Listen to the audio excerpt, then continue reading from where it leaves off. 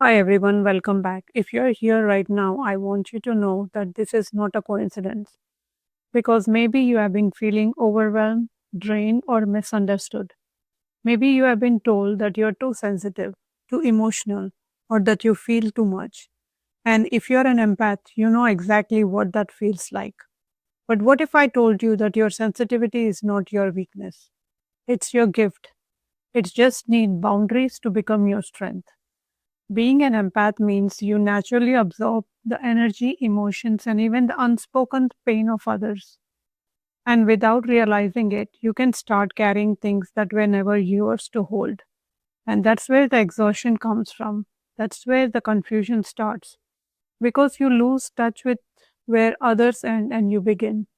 And becoming strong as an empath doesn't mean you stop feeling.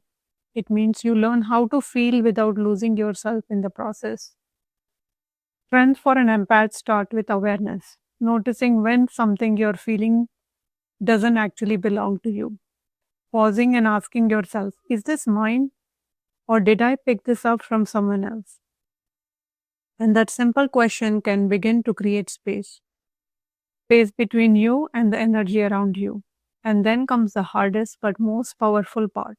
Boundaries, not walls that shut people out, but loving limits that protect your peace, boundaries that say, I care about you, but I will not abandon myself to prove it. Because true empathy does not require self sacrifice, and that you are allowed to step back, to say no, to take time for yourself without guilt. Another part of becoming strong as an empath is learning to ground yourself, to come back into your body instead of floating in everybody else's energy. And this can be simple as focusing on your breath, placing your hand on the heart, going outside, or reminding yourself, I am safe in my own energy, because the more grounded you are, the less you will be pulled in every direction. And over time, something beautiful begins to happen. You stop feeling like a sponge for everyone else's emotions, and instead, you become a calm, steady presence. Someone who can feel deeply but still remain centered. Someone who can hold space without losing themselves. And that is a true strength.